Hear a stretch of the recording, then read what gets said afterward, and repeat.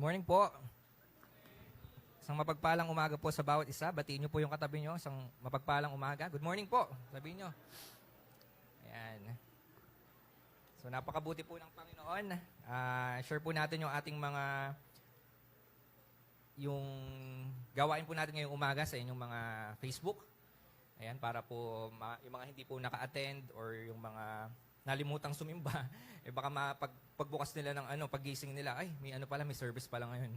Makita nila at least kahit papaano maka-attend sila kahit nasa online. Sa mga nasa online po, kamusta po kayo diyan? Sana nasa mabuti kayong kalagayan. Ayan, so ngayong umaga po, papasalamat tayo sa Panginoon sa mga biyaya. Sino pong mga pinagpala dito ng Panginoon? Nararamdaman mo ba yung katabi mo mukhang pinagpala? Palakpakan mo yung ay Panginoon. Ayan. Dapat ramdam nyo, kitang-kita nyo sa inyong mga katabi na sila ay pinagpala. Ano mang klaseng pagpapala yan, hindi ko alam kung anong klaseng pagpapala, pero naniniwala ako marami po dito mga pinagpala ng Panginoon. Amen po ba? At naniniwala tayo mas pagpapalain tayo ng Panginoon ngayon sa mensahe ng Panginoon. Sino naniniwala dito, ibe-bless ng Panginoon sa pamamagitan ng kanyang mensahe? Handa na po ba tayo sa pakakinig ng salita ng Panginoon? Amen. Palakpakan po natin yung Panginoon muli. Yan. So, ang title ng aking mensahe po ngayon, o ang mensahe ng Diyos, hindi ko mensahe, ay patungkol sa The Ultimate Prize. Hindi fries, no? Prize. Ultimate. Baka inisip niyo yung fries na no? Ano mong gusto niyong fries? McDonald's? Jollibee ba na fries? Diba? So, The Ultimate Prize. Ayan. Yan po yung tatalakayin natin. Buksan po natin yung ating mga Biblia dito sa 1 Corinthians chapter 9, verse 24 to 27. 1 Corinthians chapter 9, verse 24 to 27. Babasahin ko po siya sa Tagalog. No? Sabayan niyo po ako sa pagbasa. Kahit English po ang inyong mga translation. Okay? 1 Corinthians chapter 9, verse 24 to 27. Alam ninyong ang mga kalahok sa paligsahan ay tumatakbong lahat. Ngunit iisa lamang ang nakakakamit ng gantimpala. Diyan po natin ginawa yung title natin, no? The Ultimate Prize. Kaya't pagbubutihin ninyo ang pagtakbo upang kamtan ninyo ang gantimpala. Lahat ng manlalarong nagsasanay ay may disiplina sa lahat ng bagay upang makamit ang isang gantimpalang panandalian lamang. Ngunit ang gantimpalang hinahangad natin ay pang habang panahon. Hindi ako tumatakbo ng walang patutunguhan at hindi ako sumusuntok sa hangin. Subalit, pinahihirapan ko ang aking katawan at sinusupil ito upang sa gayoy hindi ako maalis sa paligsahan pagkatapos kong mangaral sa iba. Tayo po yung manalangin. Salamat po, Panginoon, sa umagang ito, sa iyong mensahe. Lord, nawa nga buksan mo yung mga puso't isipan namin. Ihanda mo kami sa iyong revelation and message, Panginoon, patungkol sa kung ano nga ba yung matatanggap naming prize, Panginoon, mula sa iyo. At hayaan mo na ang iyong banal na spirito ang aming marinig at tulungan mo kami na mas maintindihan ang mga sasabihin mo ngayong umaga po na ito. Ito po ang aming dalangin sa pangalan ni Jesus. Amen. Palakpakan po natin yung Panginoon. Sa binasa po natin, nabanggit nyo, napansin nyo ilang beses binanggit yung gantimpala. Nabilang nyo ba? Gantimpala, gantimpala, gantimpala. Narinig nyo ilang beses yung binanggit yung gantimpala or reward. No? Yan yung sinasabi ko po sa inyo kapag nagbabasa kayo ng Bible, okay? Make sure tinitingnan nyo po yung repetition ng word. Yung ulit-ulit na binanggit. Di ba? So, nakita po natin inulit-ulit po dito yung salitang reward. Gantimpala, gantimpala, gantimpala, gantimpala. So, ibig sabihin po niyan, mga kapatid, ang verse po na ito, o yung scripture na ito, ang tema po nito, ang gustong sabihin sa atin Apostol Pablo, ay patungkol sa gantimpala. So, dyan po tayo ngayon magpo-focus, patungkol doon sa gantimpala. Pero kung papansinin nyo sa buong scripture, no, kung titignan nyo dito, hindi ba kayo nagtataka? Bakit ito yung sinasabi ni Apostol Pablo patungkol sa gantimpala, patungkol sa takbuhan, ganon, patungkol sa mga suntukan. Meron pa yan kung tignan nyo sa translation, patungkol yan sa boxing. No? Bakit siya patungkol sa mga palaro? No? Kung titignan nyo mabuti, kung babasahin mo siyang mabuti, bakit ganito yung hugot ni Apostol Pablo? Bakit niya nabanggit yung ganitong klaseng mga salita nung siya ay nagsusulat? Okay, bakit usually patungkol siya sa palaro? So, bibigyan ko kayo ng konting historical background patungkol po dito sa Corinthians o sa mga taga-Korinto. Ang Corinth po kasi, ito po ay naandun sa Greece. Okay? Nandun po siya sa Greece. So, itong Corinth, yung ancient Corinth, nandun po siya at napakayaman po nitong city po na ito. Ito po ay isang city. Okay? Yung Corinth o yung Corinto. So during that time, alam nyo ba na ang Olympics, nagsimula po yan sa Greece. Sa mga di po nakakaalam, no? Sa mga di nakakaalam, yung Olympics, as in yung talagang Olympics, na sa panahon natin ngayon nilalaro, yan, yung ngayon, Paris Olympics. Nagsimula po yan, yung pinakaugat niyan at pinakaunang-unang Olympics na ginanap po ay ginanap po yan sa Olympia, dun sa Greece. Okay?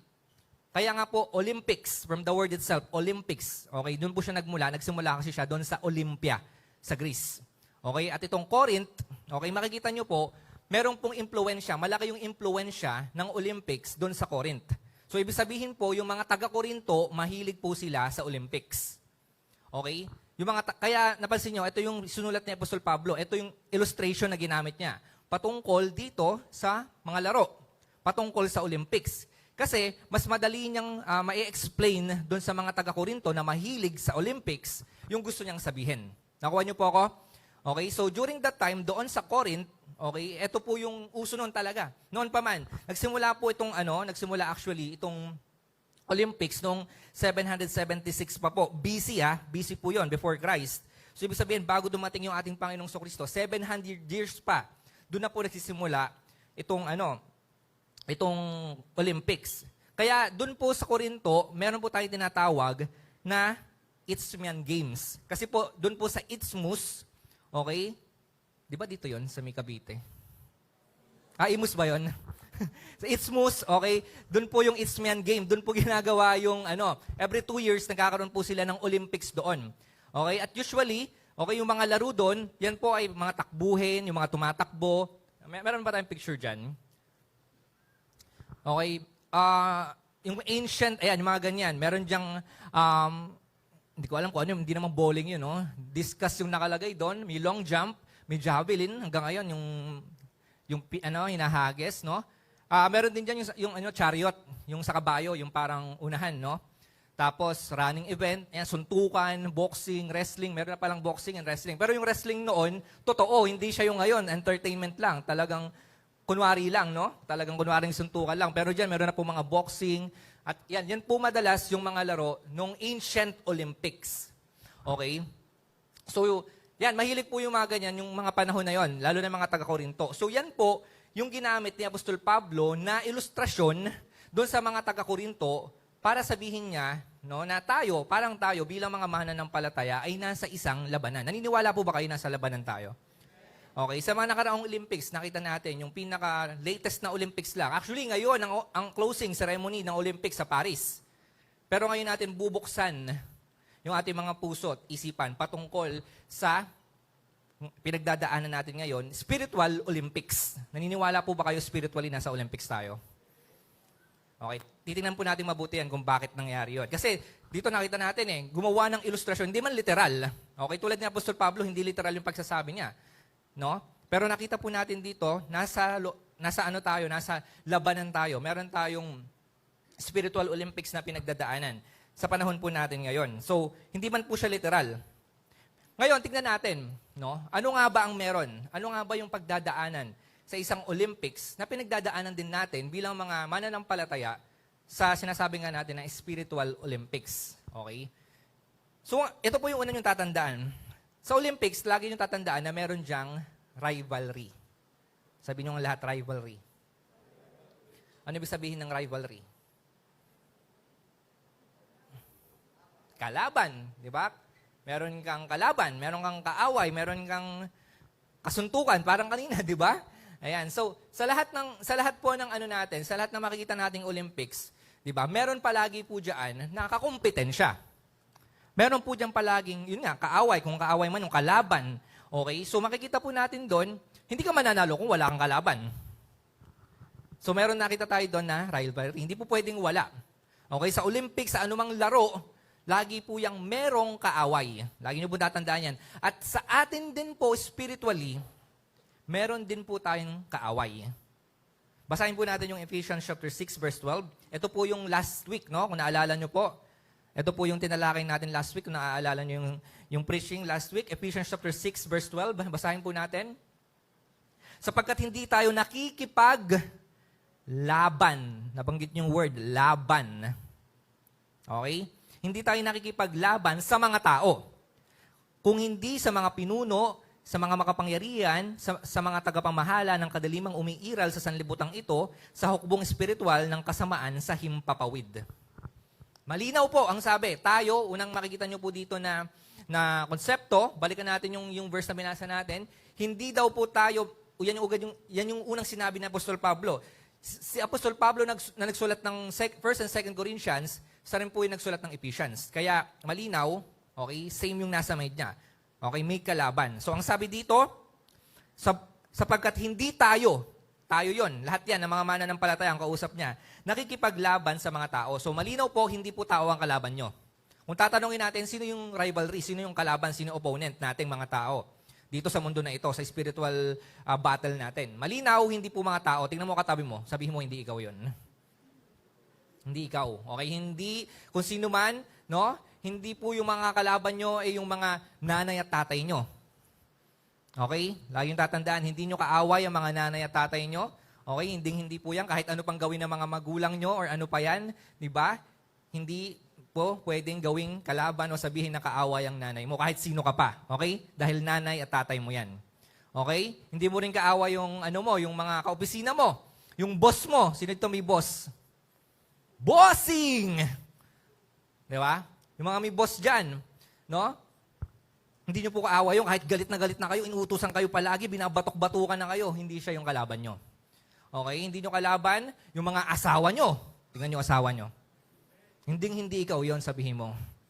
Hindi po sila ang kalaban mo. Hindi ang jowa mo, hindi ang kapatid mo, hindi ang mga... Kung sino mang tao, malinaw, hindi ang tao eh. Malinaw, hindi tayo nakikipaglaban sa mga tao. Malinaw, lahat na yan ng tao. Kung sino man po yan, hindi yan ang kalaban mo. Ngayon, sino ang sinabi? Malinaw, sinabi niya po dito, kundi ang mga pinuno na sa mga makapangyarihan, sa mga tagapamahala, ng kadilimang umiiral sa sanlibutang ito.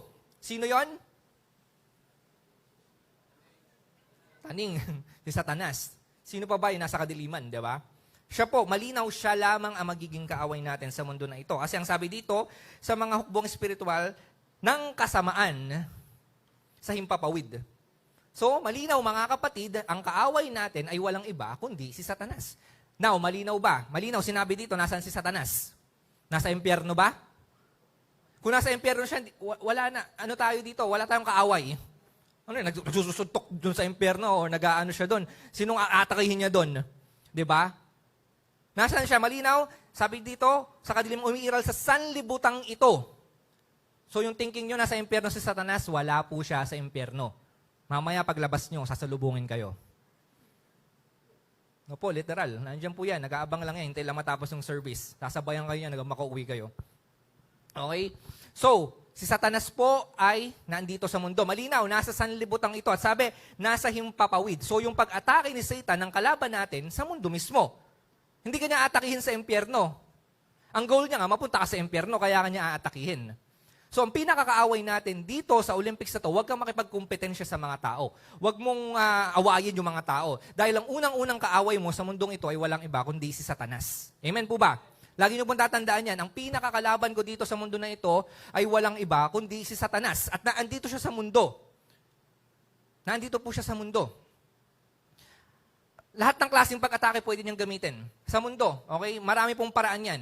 Pero dito tingnan nyo ang sabi, no? Napansin nyo, hukbong espiritual ng kasamaan sa himpapawid. So, nasa itaas si Satan, nasa himpapawid. Kasi, ang sabi, hukbong kasamaan, nasa himpapawid. At ang sabi, sa ibang translation or sa ibang sinabi doon, he is the prince of the power of the air. Nasa himpapawid, nasa taas. Kasi mga kapatid, maraming paraan si Satan para atakihin kayo. Hindi lang yan yung basta na andyan lang sa tabi nyo. Actually, himpapawid, pwede niyong gamitin yan. Sa papaanong paraan, lalo ngayon sa panahon natin ngayon sa technology. Maraming mga nadadali, maraming mga napapahamak, maraming mga nakikita tayo mga false teaching, false prophet sa social media. Marami tayong mga nakikitang magagandang hindi maganda sa social media. At ginagamit ni Satan ang social media, ang internet, ang television, okay? Yung mga yan, yung mga celebrity, no, nakikita natin ngayon, mga demonic na yung mga nakikita natin ngayon, 'di ba? Last sa Paris Olympics, no? Saan natin nakikita yan? Sa TV. Napapanood natin sa TV. Saan pa? Sa social media. Ngayon ang tanong, yung mga napapanood nyo sa TV, saan ang gagaling yan? Saan nakukuha yan?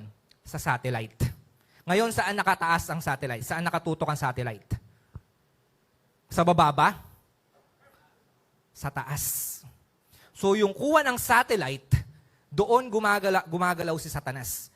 Kaya yung nakukuha doon sa taas na pinapasok dyan sa mga cellphone nyo, na mga malalaswa, na mga hindi magaganda, yung mga nakikita nyo sa cellphone nyo, na mga false prophet na naririnig nyo, yung mga nakikita nyo, yung mga artists, yung may sa demonyong mga palabas na pinapakita, nanggagaling yan sa taas, umiikot yan at papapuntahin yan dyan sa cellphone nyo. Yan po yung ginagamit ni Satan, sa himpapawid. So, ang tindi ng power ni Satan, mga kapatid, kung titingnan nyo. Okay? Marami siyang pwedeng gawin. Marami siyang pwedeng gawin para atakihin ka.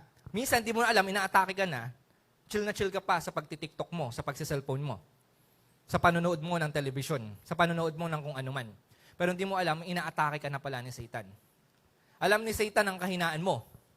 Alam ni Satan kung paano ka niya kakalabanin. Kasi tignan niyo po mga kapatid, mahalaga na dapat kilala nyo rin yung kaaway nyo.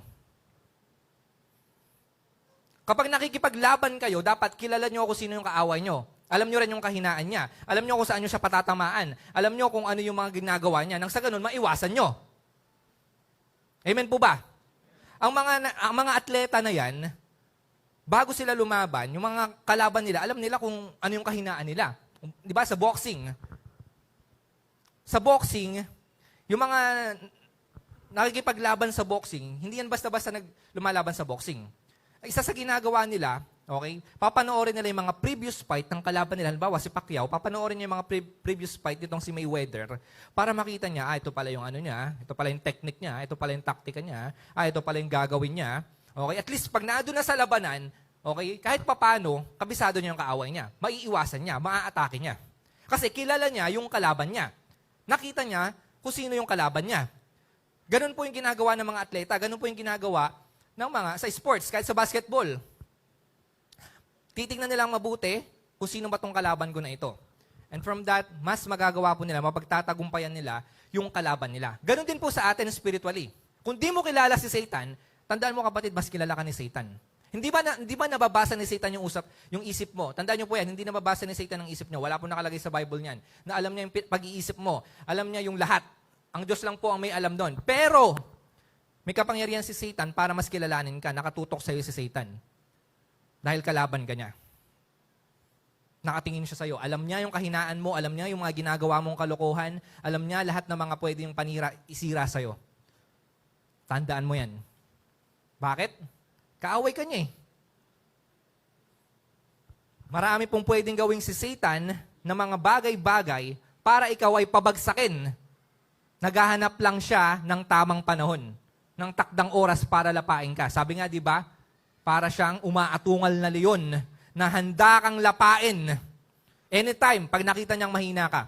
Pag nakikita niya na naging hina ka, nakikita niya na parang malayo ka sa Panginoon, ay, nako, opportunity yan. Aatakihin ka niyan. Pag nakikita niya, hindi ka nag-devotion, hindi ka nagpe-pray, hindi ka uma-attend ng church, pag nakita niya na ganyan yung buhay mo, malayo ka sa Panginoon, siguradong sigurado, aatakihin ka ni Satanas. Patay ka. Bakit? May kaaway tayo. Lagi niyo po yung tatatak sa isip niyo yan, na sa mundo na ito, meron kayong kaaway. Pag inalis niyo po sa isip niyo yan, mas madadali kayo ng kaaway. Huwag kayong magpakakampante na, oo, sige, Kristiyano ako.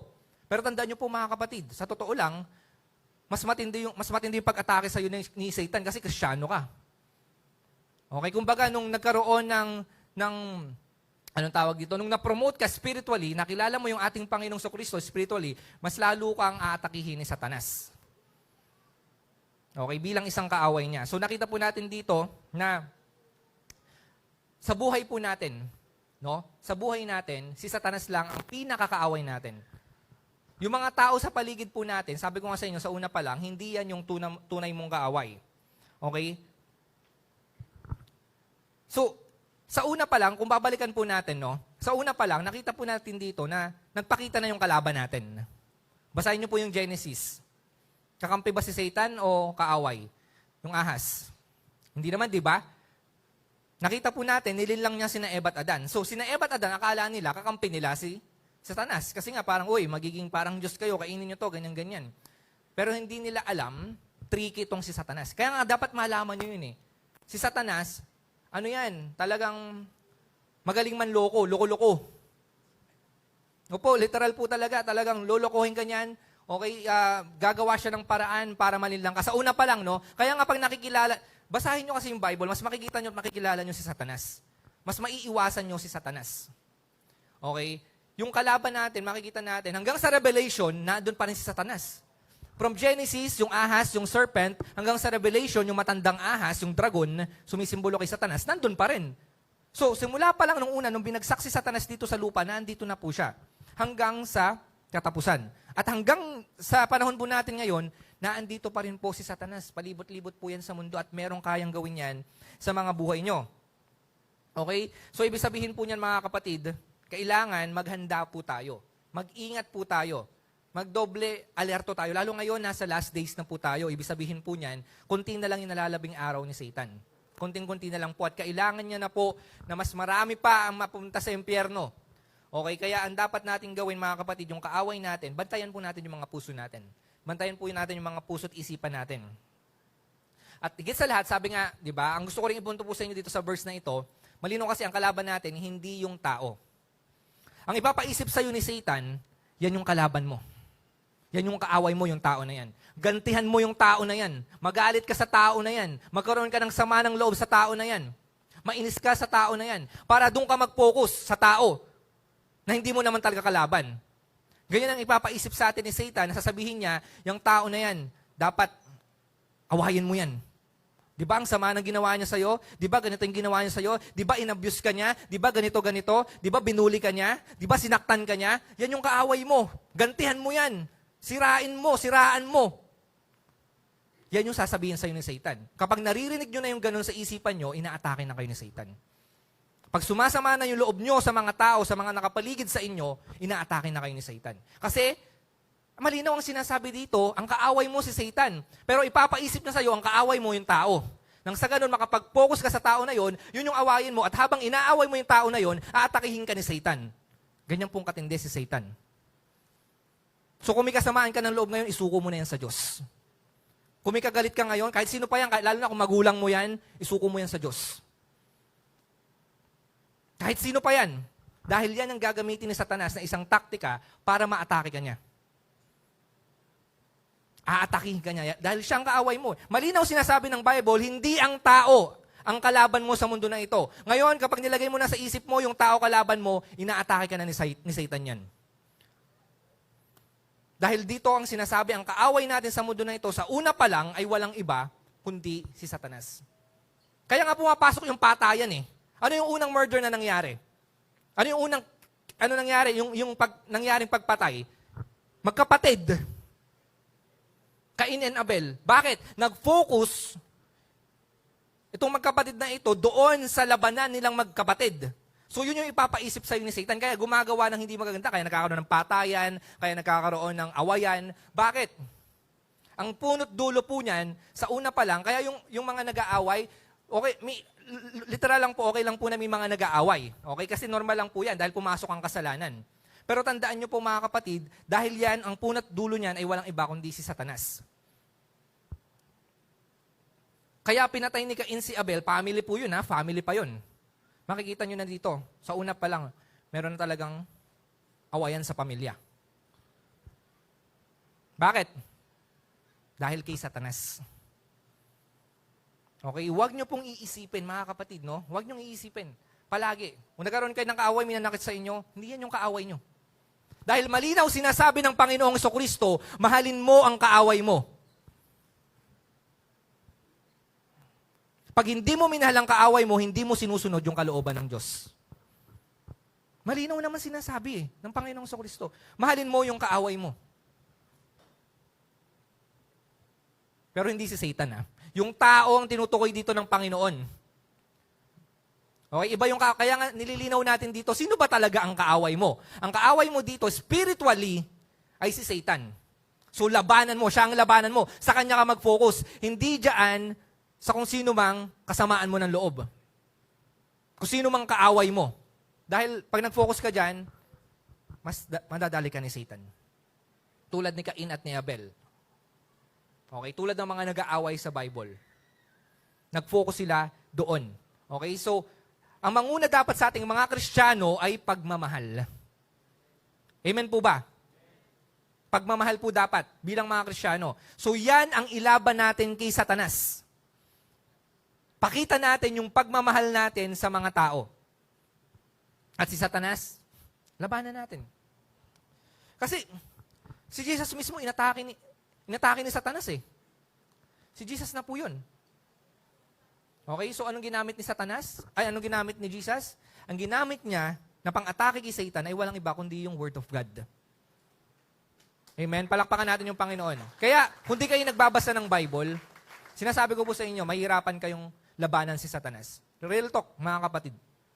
Dahil pinakita na ni Jesus dito na ginamit niya yung Word of God para labanan si Satanas. Yun nga yung sword eh. Ginamit niya po yung ilustrasyon na sword. Para ano? Para labanan natin si Satanas. Ngayon, kung di ka nagbabasa ng Bible, hindi ko na alam. Basta, mas madali kang atake. Gustong-gusto ni Satan po yan. Gustong-gusto ni Satan na hindi ka nagbabasa ng Bible, na mas inuuna mo yung social media, na mas inuuna mo yung mga bagay, na mas busy ka. Okay? Tandaan nyo po, nasa spiritual battle po tayo. Spiritual po yung pinag-uusapan dito. Pag natalo ka, delikado ka. Dahil yung buhay mo pa-impyerno. Alam nyo, huwag tayo magpakampante na Kristiyano na tayo. Ang tanong, Kristiyano ka na ba talaga? Baka mamaya lumaki ka lang sa church. Baka mamaya, wala naman sa puso mo yung talagang pagtanggap mo sa Panginoon. Ako po, syempre, ako lumaki ako sa church. Literal, dito sa church. As in literal, dito po ako lumaki sa church. Nung talagang kunting lindol lang dito, bagsak na yung bahay namin dito. Kung maalala nyo po, yung mga nakaalala no, talagang kahoy po yun. Okay, dito na po ako lumaki talaga, literal. At hanggang ngayon, dito pa rin. Pero syempre, dahil alam niyo na, mag-aasawa na, okay. Pero syempre, ang point po dito mga kapatid, no, lumaki ako sa church spiritually, di ba? And then pero dumating ako sa point ng life ko. Ako na po to, anak na po ako ng pastor. Dumating ako sa point na napaisip ako, ligtas na ba talaga ako? O baka mamaya, lumaki lang ako sa church, nasanay lang ako, umattend ako ng church, di ba? Nasanay lang ako na, dahil PK lang ako, pastor's kid, umaano lang ako dito. Kumbaga, wala lang, no choice, parang ganun. Ligtas na ba talaga ako? Kapatid, sana tignan nyo rin yung sarili nyo ngayon. Gano'n na kayong katagal sa church? Tanong nyo yung sarili nyo, talaga ba ligtas na ako? Hayaan nyo na yung Holy Spirit yung mag-convict sa inyo kung ano ba talaga. Ligtas na ba talaga ako o ano ba to? Kung nag-aalinlangan pa kayo sa kaligtasan nyo, ibig sabihin niya, hindi pa kayo handa. Pero kung sure na kayo, naligtas na kayo, confident na kayo nan mga kapatid. At kung gagawa man kayo ng kasalanan, hindi ibig sabihin, hindi kayo makakagawa ng kasalanan. Okay, huwag tayo anong tawag dito, hipokrito na, Christian ako, banal ako, perfecto ako, umatid ako ng church. Okay, hindi. Kahit Kristiyano ka na, kahit mananampalataya ka na, may magagawa ka pa rin kasalanan. May magagawa ka pa rin mali. Tandaan nyo po yan, huwag kayo magpaka-perfecto. Porket umaattend kayo ng church, sasabihin nyo. Kaya tayo nadadali dyan ng mga hindi, sabihin, attend ka ng church, tas yung ugali mo, ganyan, paglabas mo. Okay? Diyan tayo nadadali eh. Bakit? Ang totoo naman kasi, Kristiyano tayo, pero hindi pa tayo perfecto, sa langit pa lang. Habang nasa lupa po tayo, magkakaroon pa rin tayo ng pagkakasala. Pero, dapat nakita sa'yo, bilang mananampalataya, oo, nagkakasala ka, pero hindi ka na namumuhay dyan. Kung nagkakasala ka man, hindi mo na inuulit yung pagkakamali mo, hindi mo na inuulit yung pagkakasala mo. Yan yung tunay na mananampalataya. At natatakot ka ng gumawa ng kasalanan. Okay, kung baga, nandidiri ka ng gumawa ng kasalanan, ayaw mo nang gumawa ng kasalanan. May nabago na sa'yo. Yun po dapat. Kailangan maramdaman nyo yun bilang mga mananampalataya. Ngayon, balik tayo, rivalry. Ibig sabihin po niyan mga kapatid, dapat ang maging goal natin sa mundo na ito, habang nasa mundo po tayo, yung awareness. Una, may kalaban tayo. Okay, maging aware tayo, palagi, lalabas ka ng pintuan ng bahay nyo, okay, isipin mo, may kaaway ako. May pag-atake na gagawin si Satan. Pero Lord, ihanda mo ko sa pag-atake na gagawin ni Satan na ito na kalaban ko. Okay? Hindi ako magpo-focus sa mga tao, sa mga boss ko, sa mga nakapaligid ko na tinuturing kong kaaway. Mas magpo-focus ako sa kalaban kong si Satanas. Yun po dapat, mga kapatid. Mas lalago kayo spiritually kapag nag-focus kayo doon sa kalaban nyo spiritually. Okay?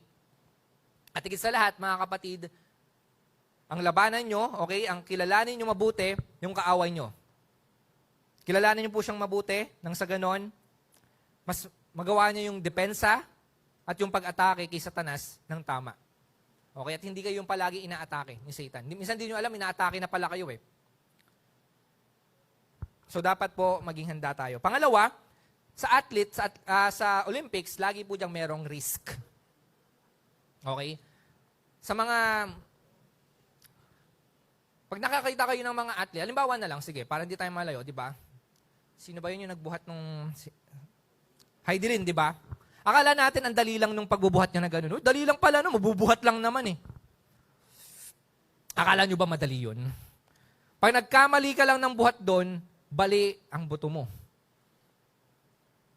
Kaya meron niyang pagsasanay. So, may risk po doon. Pag nagkamali ka ng buhat, may risk yung katawan mo. Si Carlos, Yulo, akala nyo patambling-tambling lang yun. Uy, tumbling-tumbling lang, di mo nakadalawang goal. Dali lang naman tumambling. Bata pa lang ako, tumatambling na ako eh. Ganun lang pala yun. Akala mo, walang risk yun. Pero mga kapatid, bawat tumbling yun, pwede siyang mamatay. Bakit? Tingnan nyo yung taas nung ano niya, ikot niya. Pag nauna ulo nun,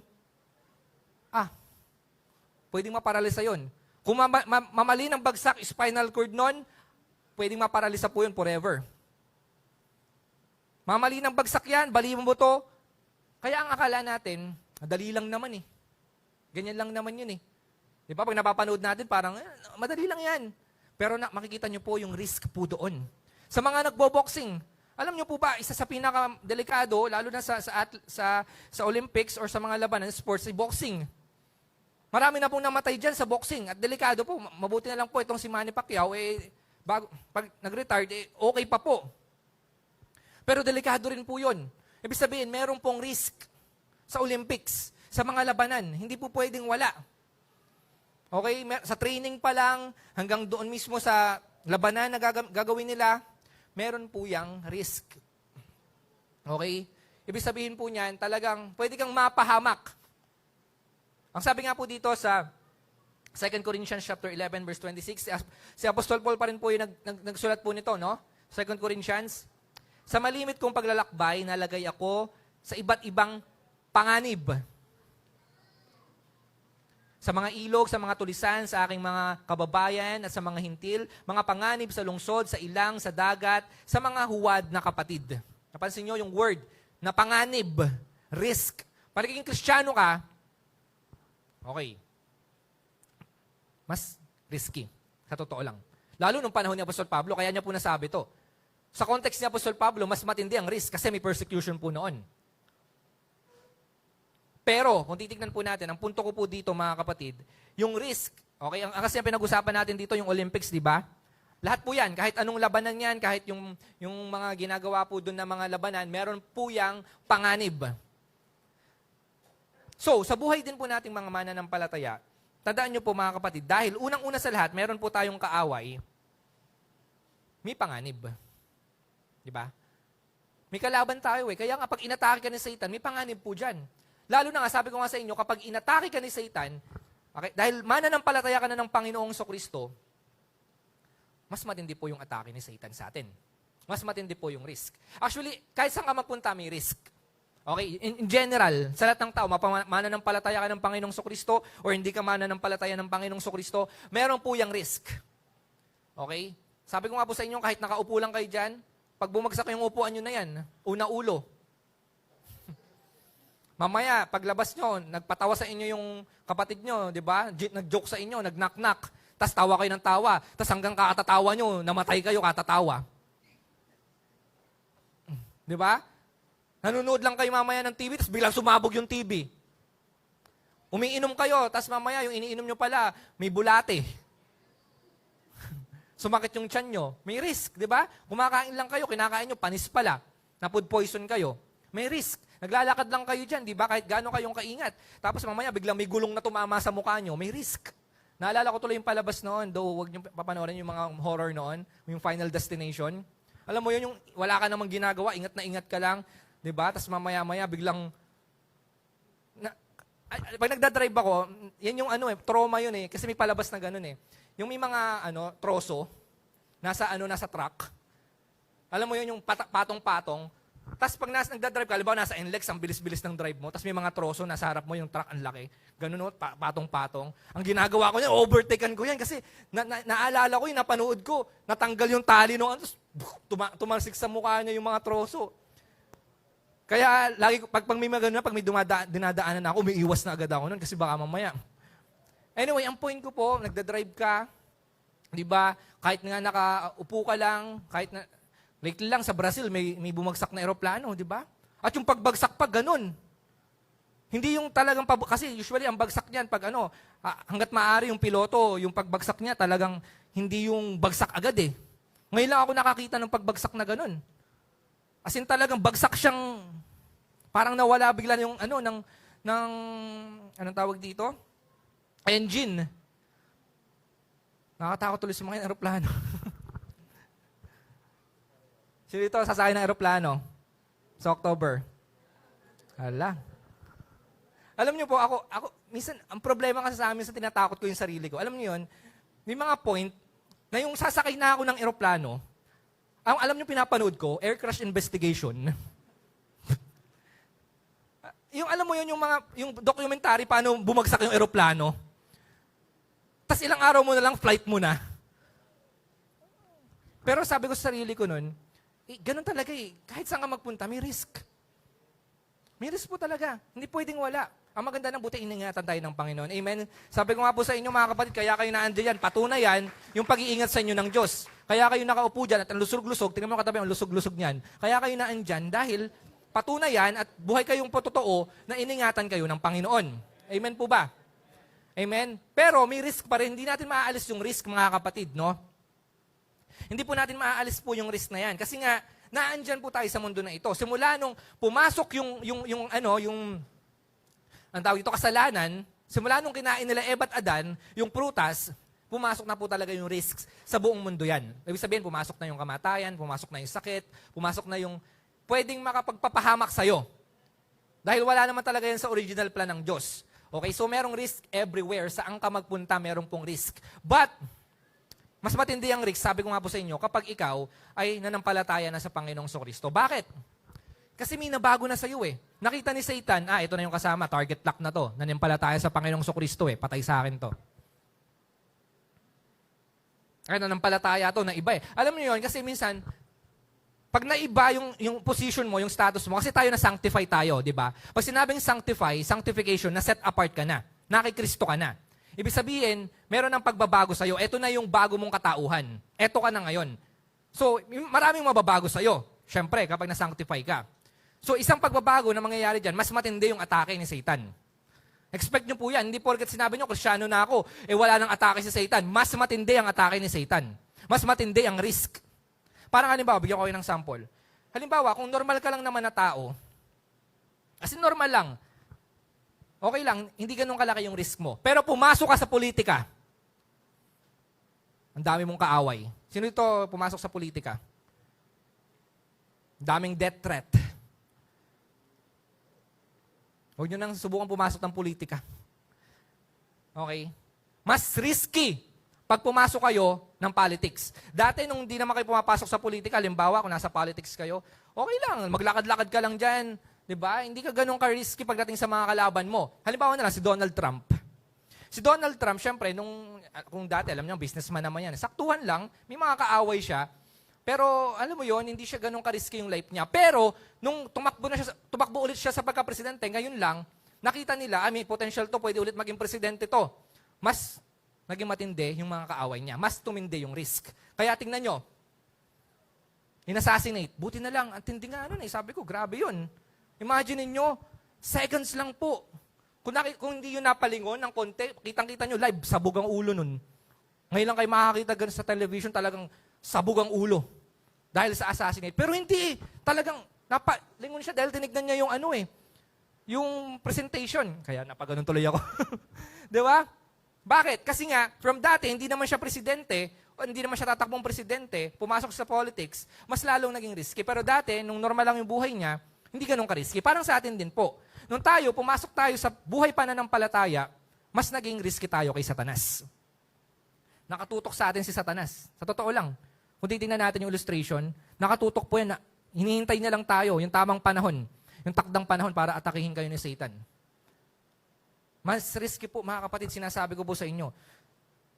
Okay? So, mas doble ingat po tayo. Ito po paalala po sa atin ng Diyos. Ito po, naniniwala ako itong mga ganitong word is, hindi po ito basta-basta sinasambit ko lang po. But it's para sa lahat po ito. Mag-iingat po kayo.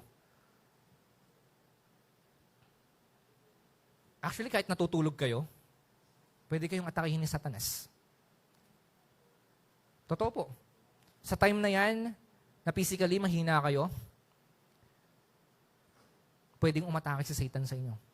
Kaya dapat palakasin yung spirito nyo, magbasa kayo ng Bible, mag-pray kayo bago kayo matulog, humingi kayo ng lakas, ng guidance, okay, sa spirito, na bantayan kayo, tulungan kayo. May risk po kahit natutulog kayo. Sa Olympics po, kung titignan natin yung mga labanan, meron po yung rules. May rules po yan. Hindi pwedeng ganito, dapat ganyan. Ngayon, ang reality sa life po natin, sa labanang spiritual, walang rules. Walang rules. Kung sa boxing may rules, nakikita, napupuruhan na, tama na, tama na. At aawatin na yan ng referee. Pero dito sa spiritual battle po natin, ito ang realidad. Sasabihin ko po sa inyo ang nakakatakot na realidad. Wala pong rules. Pwedeng-pwede kayong patayin ni Satanas. Sa Olympics, wala. Pag nakikita mo, mamamatay na to. Tama na, tama na. Pero sa spiritual battle, handang-handa kayong patayin ni Satanas. Dahil naparito siya para manira, magnakaw at pumatay. Tandaan niyo po yan, mga kapatid. Hindi po ako nananakot, but yan po yung realidad. Sa spiritual battle, kaya nga pinapaalalahanan tayong may battle eh. Sa battle, may namamatay dyan. Meron napupuruhan dyan. Okay, may napapahamak dyan. Kaya nga sinabi ng Bible, may battle. So dapat sa battle, alang-alamang sitting pretty ka lang, may battle. Kaya nga pinapaalalahanan tayo ng Bible na may battle. Kaya dapat maghanda ka, mag-train ka, mag-ingat ka, lumaban ka. Bakit? May battle. At sa battle na yan, muli papaalala ko sa inyo, wala po diyang rules. Pwedeng-pwede kang patayin ni Satanas. Pwedeng-pwede kang mapahamak sa gagawin ni Satanas. Kung i-compare natin sa Olympics kahit paano, may rules pa yan eh. Pero po dito makikita natin, talaga matindi yung risk. Patayan talaga. Hindi lang physical, pwedeng physical actually. At lalo spiritual, mas matindi. Ang labanan po, ang spiritual battle po talaga, patayan po yan, mga kapatid. Patayan. Hindi siya basta, alam mo yon, pag naglalaro ka lang ng video game, pag namatay ka na, laro ulit, magre-respond ulit, laro ulit. Hindi po ganun. Ang buhay po dito natin sa mundo, yung battle na pinagdadaanan natin, ito po ay, hindi mo man siya, kaya nga, mag-focus ka.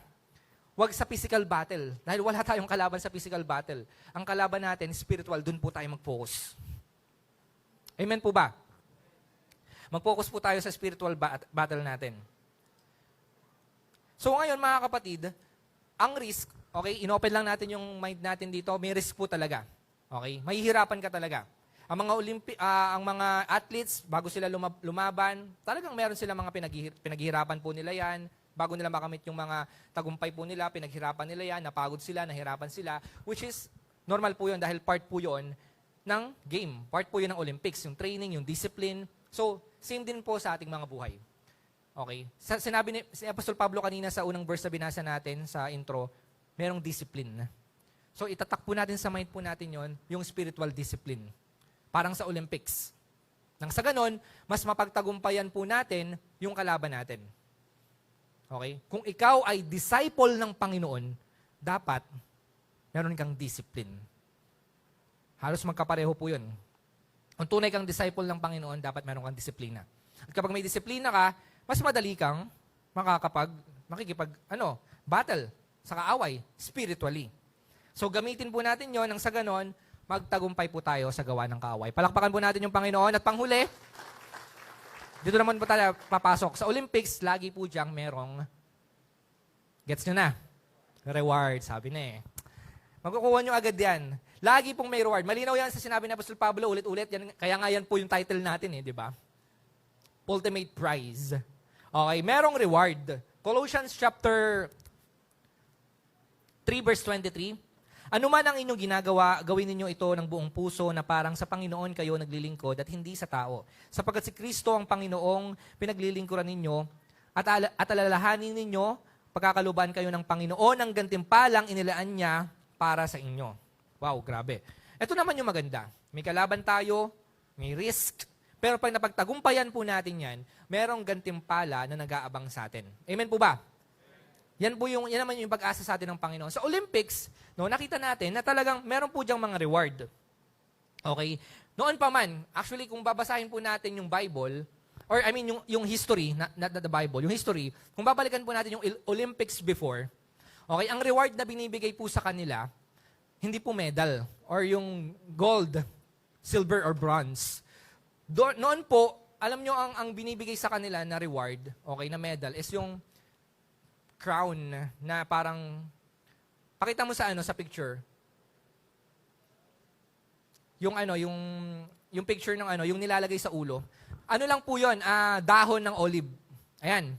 During that time, nung Olympics, yan po yung reward na binibigay sa mga, yung ancient, Olympics. Ayan. Para mas makita nyo, ganyan po yan. Nilalagay lang po yan sa ulo ng mga nananalo. Okay? So for them, napakalaking na po yan. Kumbaga, katumbas yan gold sa panahon natin ngayon. Alam mo yun, pag nakakuha ng gold, kinakagat pa yung gold, di ba? Yung kakagatin mo yun. Yung panahon na yan, kumbaga, ganun katindi ganun katindi yung, lang po yan, dahon lang po yan. At sanga, pinaikot, and then, dahil kasi sa kanila, pag nilagyan ka yan, ibig sabihin yan, nanalo ka. Yan yung reward mo. Nung panahon po na yun, okay, ganyan po yung reward. So, ibig sabihin, before pa lang, okay, meron na tayong tinatawag na mga reward. At sa Bible, sinabi po yan, ilang beses din po binanggit sa Bible, yung reward, no? Ano mang klaseng reward po yan. Ngayon, sa Olympics, kung titignan po natin, depende po yan. Pag nanalo ka, meron kang reward. Okay? Nakita natin sa Olympics, di ba, yung nanalo, meron siyang gold. Okay? 2 gold kay Carlos Yulo. Tapos, yung 2 nating kababayan, may 2 bronze. So, 4 na. Yan po yung napanalunan natin dito sa Pilipinas. So, masaya po tayo para sa kanila. Okay, nanalo sila at nagkaroon sila ng reward. Bakit? Dahil nanalo sila. Dumaan sila, may kalaban sila, unang-una sa lahat. Bakit nila nakuha yung reward na yon? Una, dahil sa kalaban. Okay? Dumaan sila, naranasan nila yun meron silang kalaban. Dumaan din sila sa risk. Okay? Nag-training sila, nahirapan sila. Pero, at the end of the day, dahil nga sa ginawa nila, meron silang reward na natanggap. So, yun po yung maganda mga kapatid, no? Kung titignan po natin, sa Olympics, merong reward. At sa spiritual Olympics din po natin, mga kapatid, meron din pong reward. Actually, kung titingnan po natin yung reward na natanggap nitong si Carlos Yulo, no? Parang, sana all! Mapapasana all na lang tayo, di ba? Alam niyo po ba yung mga napanalunan nabubulol na ako, ni Carlos Yulo? Makita mo nga may sinerge ako, tingnan mo. Ito yung yung mga nakita ko na mga reward na natanggap niya actually. Hindi ko na po lalahatin dahil sobrang dami. Isa lang po sa mga naano niya sa government, kung titignan nyo, meron siyang 20 million, may 6 million, may 2 million, 20 million. Grabe! Government pa lang po yan. Reward po na, okay, alisin muna natin, yung gold natanggap niya na 2 gold. Magkano po yun? Ayon po sa, ayon sa pag-aaral, sinasabi nila, abot yun ng almost, mura lang naman siya, nasa 60,000 lang naman yung gold na niya, kung i-convert mo. Pero ito, syempre, pag uwi niya ng Pilipinas, ito yung mga tatanggapin niya sa gobyerno. May 20 million, so 40 million, 48 million na, tas may property pa sa Tagaytay. Pambira. Next, meron pa. Tingnan naman natin yung sige lang, mabilisan lang. Other cash incentive, 3 million naman sa Mega World. Cash po yan, bonus po yan And then 3 million din sa Bounty Fresh, Chooks to Go, 5 million from Arena Plus. Land property, meron siyang isang condo. Alam nyo, ang mahal po ng condo dyan sa dito sa BGC. McKinley. Doon sa may 32 million na condo. Brand incentive, 2 million worth. Mga vacation po yan, mga brand ambassador. SM Group, may 1 million. Sige na, baba mo pa. Membership sa gym mo, imagine mo, may membership ka na sa flights from Philippine Airlines. Di natin alam kung unlimited ba yan or ano, pero may flight siya, engineering, pati 2x2 pictures. Grabe naman yan. Ano yung mo yun? Sa bagay, pag halimbawa, kukuha ng ano, no? Sige, next. Yan, visa service meron din. Haircut, oy wow, haircut din, no? Mahalang haircut ngayon. Magpa-haircut ka dito sa David Salon, 400. Grabe. Delivery, meron din, no? Buffet. Vikings. Sino nakapag-Vikings na dito? Grabe. Lulungad ka doon sa sobrang dami ng kakainin mo sa Vikings, araw-araw. At napakarami pa po, may mga inasal pa yan, di ba? Kung ano, food. Imagine niyo, ipoprovide sa kanya pag uwi mo, ganyan yung reward na natanggap nitong si Carlos Yulo. Okay, ganun din. Actually, nung una, si Heidelin, di ba? Meron pa siyang unlimited fuel, di ba? Unlimited, yun nga, yung flight. Magtamplingan na lang tayo lahat. Hindi, pinaghirapan niya po yan. Sabi ko nga, sabi nila, deserve niya yan, pinaghirapan niya yan. Talagang, karangalan niya ng Pilipinas, di ba? Imagine niyo ang tagal ng Olympics. Actually, para rin po sa history ng Olympics, naputol po yung Olympics simula noong 776 AD. Nagsimula ulit po siya noong 1890s. Okay, at doon ulit nagsimula yung Olympics. Hanggang sa panahon po natin ngayon, nagtuloy-tuloy siya. Pero ang punto noon, simula po noon, wala nakakuha ng gold na at dalawa pa yung nakuha niya. So, deserve niya po yan. Dumaan siya sa risk. Halos mamatay nga siya doon sa ginawa niya na yun. Kaya deserve niya po yan, na makuha yan. Ay kayo, anong deserve nyo? Meron po kayong deserve. Alam niyo ang maganda dito? Ang maganda dito, hindi man kayo si Carlos Yulo. Hindi man po tayo si Carlos Yulo. Pero dahil sinasabi ko nga sa inyo, nasa Olympics tayo, spiritual Olympics tayo, may reward tayong matatanggap. Amen po ba? Palakpakan natin yung Panginoon. Yung mga pinakita ko po sa inyo, wala pa yan sa reward na matatanggap nyo pagdating ng panahon. Kung si Carlos Yulo, tindan nyo, meron siyang meron siya ditong 32 million or 33 million na condo unit doon sa McKinley. Okay? Tayo naman, meron tayong mansyon sa langit na nag-aabang. Amen? Amen? Panghabang buhay. Kung may mga unli food, unli flight, okay? Unli drinks, unli gupet, tayo merong unli life sa langit. Amen po ba? Buhay na walang hanggan po yun. Yung mga bagay po na yan, hindi ko naman sinasabi na okay, deserve niya po yan, masaya tayo kay Carlos, pero dito po yan sa mundo. Okay? Deserve niya po yan. Pero tayo, sa atin, pang walang hanggan po yung mga mararanasan po natin doon sa langit. Kung siya meron siyang gold, tayo aapakan natin yung gold doon sa langit. Amen? Diba? Dito yung gold, talagang gustong-gusto natin magkaroon ng gold, diba? Pero pagdating sa langit, malinaw po sinasabi ng Biblia, isa po yan sa reward natin. At reward natin, bibigyan din po tayo ng corona doon sa langit. Hindi po gold. Hindi gold na nandito na pang mundo lang. Okay? Pang walang hanggan po na reward yung ibibigay sa atin ng Panginoong Diyos. Okay? Yan po yung sinasabi ng Biblia sa atin. Merong reward na nag-aabang sa atin. Oo, nasa labanan tayo, pero pag napagtagumpayan mo yan, okay, naghihintay sa yung reward. Si Carlos Yulo, pagdating niya dito, merong hero's welcome. Pero pagdating natin sa langit, iwe-welcome tayo ng mga anghel. At ang Panginoong Jesus mismo ang magwe-welcome sa atin pagdating natin doon sa langit. Kung si Carlos Yulo, sinasabi na yung pangalan niya malalagay na doon sa history, tayo yung pangalan natin malalagay na or nakalagay na sa aklat ng buhay doon sa langit. Marami pong mga privileges kapag nakikristo ka. Marami pong mga rewards pag nakikristo ka. Okay, kaya huwag kayong mainggit po dyan. Mas matitindi pa yung mga rewards na natanggap nyo na. At matatanggap nyo pa sa ating Panginoong Kristo dahil meron kayong pananampalataya sa Kanya. Amen po ba? At yun po, pang walang hanggan po yun. Pang walang hanggan po yun. Kaya sa mga naiinggit po kay Carlos Yulo, it's okay mga kapatid, kung nakikristo ka na, mas matindi pa yung ibibigay sa'yo ng Diyos dyan. Higit pa po dyan, siksik, liglig, at umaapaw na pagpapala na galing sa Panginoon. Hindi po pang mundo, na hanggang dito lang. Yun po yung sinabi sa unang verse na binasa po natin, hindi lang pang dito, sa mundo po na ito. Ito po ay pang-eternal. So wag kayong iiyak, Lord. Ganito pa lang ako dito, wala akong bahay, wala pa akong ganito. Hindi. Merong sa langit, nag-aabang po doon. Hindi ka pang dito. Hindi naman kasi dito yung tunay mong tahanan eh. Sabi mo sa katabi mo, hindi ka taga rito. Hindi ka taga Tortugas. Yauks. Sabi ko, ipasya, siniyaut. Ganon. Huwag ganon. Hindi ganon. Di ka taga dito. Hindi ka taga Batangas. Di ka taga Cavite. Hindi ka katabataan. Ang tunay mong tahanan, sa langit. Sa bagong langit at bagong lupa. Okay? Yun po mga kapatid, ang nilulook forward po natin dapat. Okay? Huwag kang mainggit. Kaya nga sabi ko sa inyo, huwag kang mag-focus sa tao. Pag nag-focus ka, yan, dami namang reward nitong si Yulo, sana all. Hindi mga kapatid. Bago pa lang magkaroon si Yulo ng reward, may reward ka na.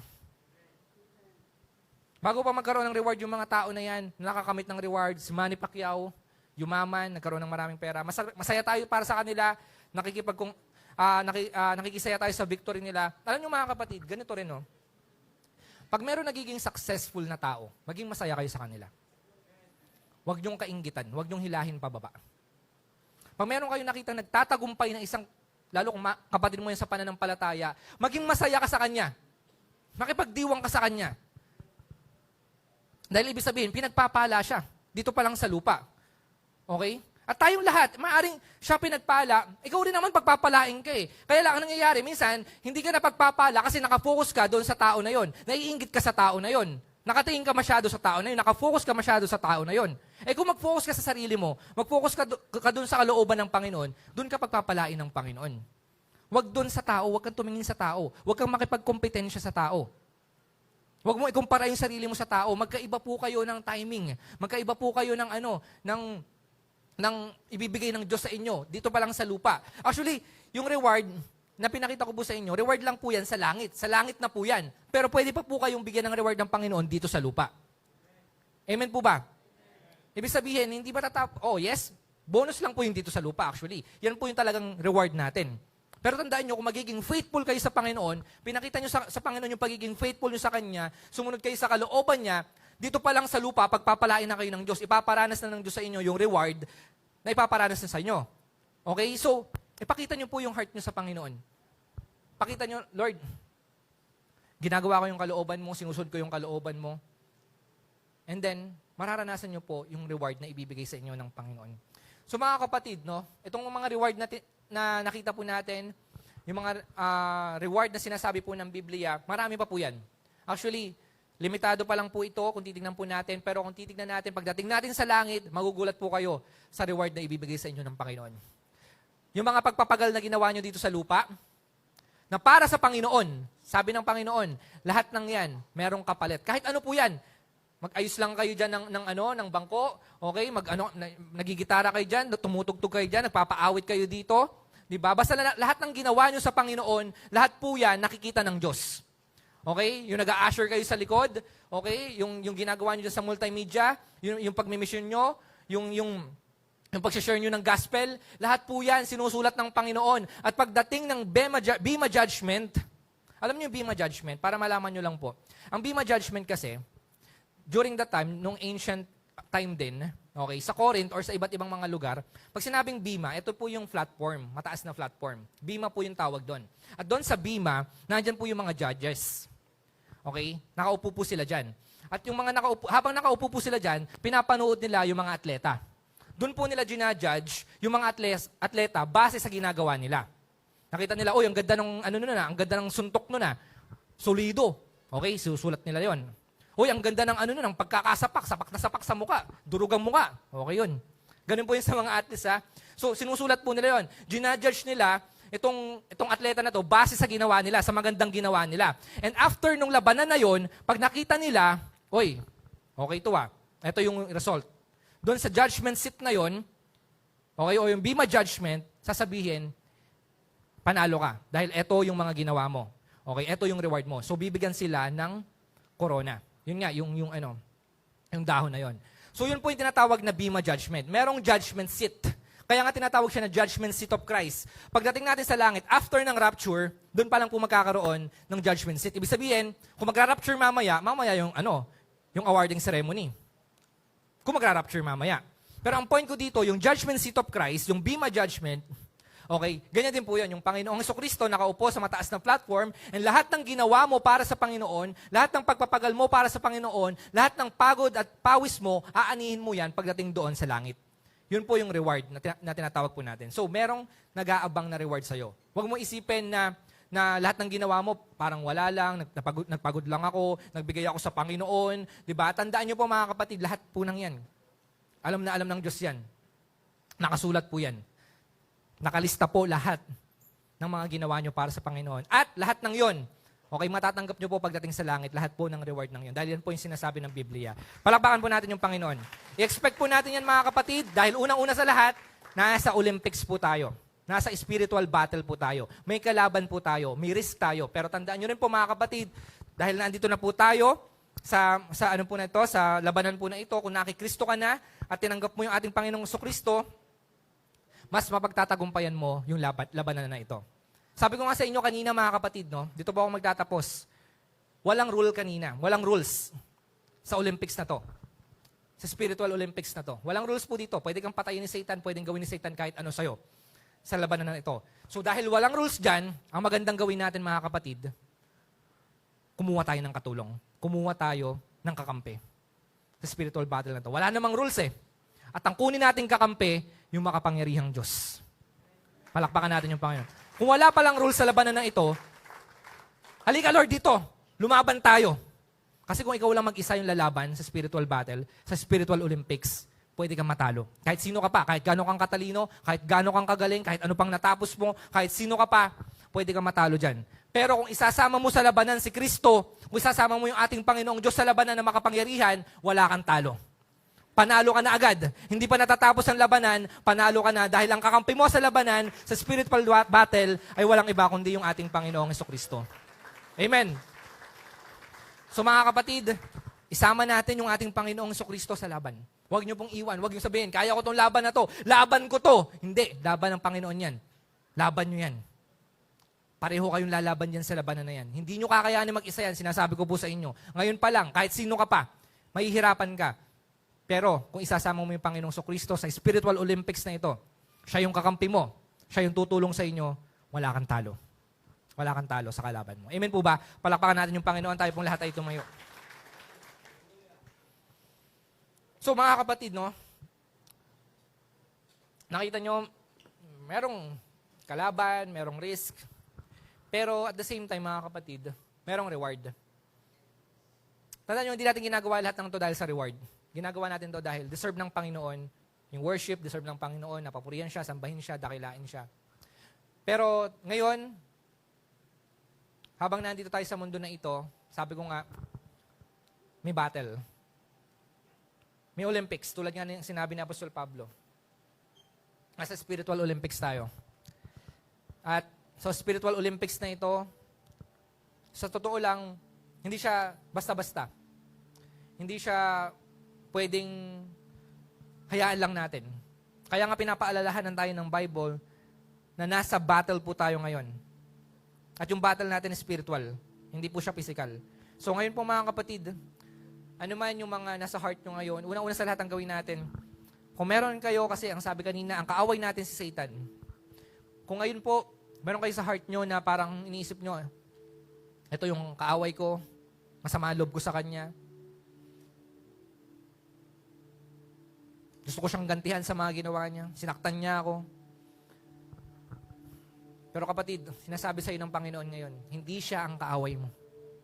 Isipin mo kung sino yan. Alam ko, meron po yan. Meron kayo nasa heart nyo, maaaring noon pa man, di nyo pa mapatawad, bata pa lang kayo. Or kahit ngayon, kung sino man po yan, parang tingin nyo, Lord, grabe yung ginawa niya sa akin. Hindi ko siya mapapatawad. Kapatid, ang Diyos nagpatawad. Papaalala ko sa inyo po, hindi siya ang kalaban mo. Ipanalangin mo siya, ang Diyos ang bahala sa kanya. Hindi ikaw. Huwag mong kunin yung laban na hindi sa'yo. Sa Diyos yan. Ang gawin mo, ipanalangin mo siya, huwag ka mag-focus dyan sa tao na yan, mag-focus ka doon sa kalaban mong tunay na sinasabi ng Biblia, na yun nga si Satanas. Kapag hindi mo sinuko sa Panginoon yan, ngayon din, sinasabi ko sa'yo, mas mahihirapan ka. Inaabangan ka ni Satan. Sasabihin sa'yo ni Satan, napakinggan mo na yung mensahe, hindi mo pa sinunod, mas aatakihin ka niya. Sa mga nasa online, kung meron po kayong sama ng loob, sakit, isuko nyo na po yan sa Diyos. Ngayon din, huwag nyo nang palagpasin. Binigyan na tayo ng warning ng Panginoon ngayon. Huwag nyo nang hayaan na palagpasin pa yan. Lalo na kung sa pamilya nyo po yan, Hindi mo kalaban ang nanay mo. Hindi mo kalaban ang tatay mo. Hindi mo kalaban ang kapatid mo. Hindi mo kalaban ang kaibigan mo, ang nanakit sa'yo, o kung sino man, hindi sila. Sinasabi na ng Panginoon. Ang kalaban mo si Satanas. Ang gawin mo, yung hate, palitan mo to ng pagmamahal. Dahil yan yung sinasabi ng ating Panginoong Jesucristo. Mahalin mo ang kaaway mo. Mahalin mo ang mga kapatid mo. Dahil pagmamahal dapat ang pinakita natin. Ganyan ang pinakita ng ating Panginoong Jesucristo. Hindi niya kalaban yung mga Pariseo, hindi niya kalaban yung mga pumako sa kanya, yung mga Roman soldier, yung mga tao na mga nananakit sa kanya, nambugbog sa kanya. Hindi yun yung tinignan niya, nakaaway. Bagkus pagmamahal ang pinakita niya sa kanila. Matindi ang pinagdaanan ng Panginoong Jesucristo. Pero nakafocus siya doon sa tunay niyang kaaway, si Satanas. Gayahin po natin yung ating Panginoong Jesucristo. I-focus po natin yung battle po na ito, hindi sa tao, kundi kay Satanas. Paglabas nyo po, sigurado, may pag-atake na naman gagawin si Satan. Pero ang maganda po ngayon, hihingi tayo sa Panginoon ng protection. Hihingi tayo ng tulong sa Panginoon. At siya ang kakampi natin sa battle po na ito. Huwag po kayong matakot, mga kapatid. Yan po yung realidad, nakakatakot. Pero dahil kung naki-Kristo ka, kung alam mo na naki-Jesus ka, hindi ka maano, tutulungan ka ng Diyos. Oo, may risk. Totoo po yan, may risk. Matindi ang risk. Bilang mananampalataya. Malinaw po, tinalakay natin yan. Si Apostol Pablo, pinagdaanan po yung matinding risk. Pero mga kapatid, sasabihin ko na po sa inyo, may risk, pero kasama natin yung Diyos. Ang pangako niya po sa atin, hindi niya tayo iiwan, hindi niya tayo pababayaan. Panghawakan niyo po yung pangako niya na yan. Kaya po kayo naandyan ngayon, ang dami ng risk na dumaan sa buhay niyo, pero but still, nandyan po kayo. Nandyan po kayo ngayon, nakatayo, malakas, buong buo. So, humingi tayo patuloy sa Panginoon ng proteksyon, pag-iingat, lakas para harapin po yung labanan na tatahakin po or lalabanan po natin ngayong umaga po na ito at sa mga susunod pa po na araw. Tayo pong lahat ay manalangin. Hallelujah. Sige po, ibukas po natin yung ating mga puso't isipan. Mag-focus po tayo sa Panginoon. Ibigay po natin yung ating puso. Mag-surrender po tayo sa Panginoon ngayon. Hindi sign ng kahinaan yung pagsusurrender. Tandaan nyo po yan kung magsusurrender kayo sa Panginoon. Once na sinurrender nyo lahat sa Panginoon, dyan pa lang makikita na panalo na kayo. Once na sinuwala mo mag-surrender sa Panginoon, dyan mo pinapakita at sinasabi at kiniklaim mo na yung victory, Lord, nasa akin na. Taas po natin ating mga kamay. Pagsasign po yan ng surrender. Taas po natin ang ating dalawang kamay na parang nagsusurrender kayo sa pulis, nagsusurrender kayo sa kung sino man. Right now, yan po yung sign na, Lord, I surrender all to you. Ito yung sign na sinasabi ko, Lord, handa na ako sa labanan. Handa na ako sa mga pagsubok. Handa na ako sa mga gagawin ni Satanas. Mas kakayanin ko na ngayon compare sa dati. Dahil naniniwala ako at alam ko, kasama kita ngayon. Mas papakita mo sa akin yung kapangyarihan mo, yung miracle mo sa akin. Hallelujah. Mas palalakasin mo ko ngayon. Mas mahaharap ko ngayon yung laban ng spiritual sa pamamagitan mo. Panginoon, salamat po sa oras po na ito. Salamat po sa mga kapatid ko ngayon. Nakikita mo ang kanilang mga kamay na nakataas na nagsasign, Panginoon, na sila ay nagsusurrender, Panginoon, sa'yo. Lord, sa lahat po ng mga kapatid ko na ito na nakataas ang kamay, kahit yung mga nasa online, pakitaas po yung mga kamay. Lord, salamat po, Panginoon, dahil ibinigay nila totally yung buhay nila sa inyo, O God. Salamat, Panginoon, dahil sinurrender nila yung puso nila, Lord. Ano man, Panginoon, yung nasa heart nila ngayon, yung mga bigat, Panginoon, ano man po, Panginoon, yung mga nasa puso pa nila, na hindi pa nila maisuko, Lord, right now, in Jesus' name, Lord, nawa nga, maisuko nila ito ng buong buo sa iyo, wala nang matitira, Panginoon. Maaring mahirapan sila sa labanan kung di nila isusuko ito. Pero Lord, right now, nawa nga, isuko nila, isurrender nila 100% Panginoon sa iyo ang lahat. Huwag na sila magtira, Panginoon. And Lord, sa lahat ng mga kapatid ko na nakataas ang kamay ngayon, palakasin mo sila, Panginoon. Unang-una sa lahat, spiritually. Kailangan namin ng lakas spiritually. Kung may mga sakit sila, karamdaman, Panginoon, may mga nararamdaman sila ngayon. Lord, pagalingin mo sila spiritually, palakasin mo sila spiritually, Panginoon. Bigyan mo sila ng mahabang buhay, kalakasan pa po, proteksyon na nagmumula sa'yo, physically, O God. And emotionally, kung meron po nanghihina po dito, tinatamaan ng anxiety, depressed, nanghihina yung kalooban, walang peace sa kanyang puso at isipan. Lord, right now, pagalingin mo yung mga pusong nasugatan. Right now, Panginoon, palitan mo, Panginoon, ng saya yung lungkot nila. Palitan mo, Panginoon, ng kapayapaan or peace, Panginoon, yung mga bumabagabag or takot sa puso nila. Lord, ihanda mo yung heart namin, Panginoon, sa spiritual battle, Lord. Mahihirapan kami kung di kami handa. Ngayon, Panginoon, sa oras na ito, nagpapahanda kami.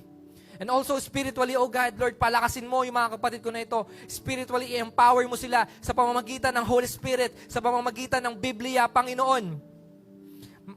Ipaalala mo palagi sa kanila yung sinabi mo sa Biblia. Yung mga preaching, Panginoon, na naririnig nila every Sunday. Kapag dumaan sila sa battle, ipaalala mo sa kanila, Panginoon, na kaya nila, na malakas sila, na tagumpay sila, na meron silang magagawa sa pamamagitan mo, Panginoon. Huwag silang pangunahan ng panghihina. Huwag silang pangunahan, Panginoon, ng takot or pangamba. Ipaalala mo sa kanila, Panginoon, na yung battle, Panginoon, ay kayang-kaya sa pamamagitan mo. Huwag sila mag-focus sa taas, sa laki, sa haba, sa hirap. Mag-focus sila sa Diyos, sa iyo mismo, Panginoon, sa kung anong kaya mong gawin. Hayaan mo, Panginoon, na sa oras po na ito, nararamdaman po namin yung kilos mo sa bawat isa. Damin niyo po ngayon ang empowerment ng Holy Spirit. Hallelujah. Sige po, pinapalakas po kayo ngayon ng banal na Spirito. Tinutulungan po kayo ng Holy Spirit. Sige po, i-claim niyo po yan, mga kapatid. Dahil nag-surrender kayo sa Panginoon ngayon, merong katagumpayan na naghihintay sa inyo. Hallelujah. Praise God. Lord, salamat din po sa hope na binibigay mo sa amin ngayon. About sa reward, Panginoon. Reward na ikaw mismo ang may bigay. Hindi ang mundo na ito, hindi ang tao, hindi ang government, hindi ang mga private sector, Panginoon, hindi ang individual, kundi ikaw, Panginoon. Salamat, Panginoon, dahil naghihintay yung mga reward namin doon sa langit. Salamat, Panginoon, dahil alam namin may pag-asa kami na lahat ng mga ginagawa namin sa mundo na ito ay hindi mawawalang kabuluhan, Panginoon. Salamat dahil lahat ng ginagawa namin sa mundo na ito, Panginoon, ay merong kapalit, Panginoon. Lahat ng tinanim namin dito sa mundo na ito, meron kaming aanihin. Hindi lang dito sa mundo na ito, kundi doon sa langit. Salamat, Panginoon, sa pag-asa na ito na ibinigay mo sa amin. Na merong reward, Panginoon, sa aming mga mananampalataya. Salamat sa favor, Panginoon. Ngayon pa lang, nagpapasalamat na kami sa lahat ng mga binigay mo na, binibigay mo pa lang, at ibibigay mo pa, Panginoon, sa bawat isa. Lord, since kami ay nasa battle, nasa spiritual Olympics, Lord, right now, kiniklaim po namin ang katagumpayan ng bawat isa. Tagumpay po kami sa pamamagitan mo, Panginoong Hesus. Tagumpay na po kami sa kung ano mang gagawin ng kaaway namin sa mundo na ito. Kine-claim po namin ito in Jesus' name. Jesus' name. Tagumpay po kami sa lahat ng gawa ng kaaway. Pagtatagumpayan po namin yan sa tulong mo. Hallelujah. I-claim po natin yung katagumpayan po na yan mula kay Kristo. Sige po, huwag kayong mangamba, huwag kayong matakot ngayon. Ano man po yan, patungkol man sa pag-aaral nyo, patungkol man po yan sa pamilya nyo, patungkol sa trabaho nyo, sa business nyo, patungkol po sa ministry nyo, patungkol sa health nyo, patungkol sa sarili nyo, huwag po kayong mangamba. Praise God. Hallelujah, hallelujah.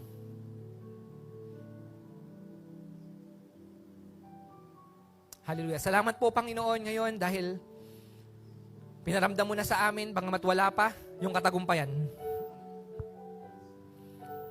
Ngayon pala, nagpapasalamat na kami, Panginoon, sa tagumpay na binigay mo sa amin. At ibibigay mo sa amin, Panginoon. Sa blessing, sa favor, Panginoon, na ipaparanas mo sa amin. Salamat, Panginoon, sa pag-asa na ibinigay mo sa amin. Hallelujah. Salamat po, Panginoon. Sa iyo po namin pinagkakatiwala ang lahat, Panginoon. ng mga kapatid ko na ito. Sa iyo po namin ibinibigay ang lahat. Lahat ng tiwala namin. Sa pangalan ng Panginoong Hesus. Amen. Palakpakan natin yung Panginoon. Yung palakpak po ng nagtagumpay, sige po, mahina pa po yan. Yung palakpak na tagumpay na alam nila, tagumpay na sila sa Panginoong Kristo, mahina pa po. Sige po, lakasan natin. Yung palakpak may sigaw na sinasabi natin, Lord, tagumpay na kami. Sabihin natin kay Satanas, wala na siyang magagawa. Tagumpay na kami sa pamamagitan ng Panginoong Hesus. Hallelujah. Sige po, lakasan po natin. Palakpakan po natin. Hallelujah. Hallelujah. Purihin po ang Panginoon. We praise you. Hallelujah. Sige po, makakaupo na po tayo.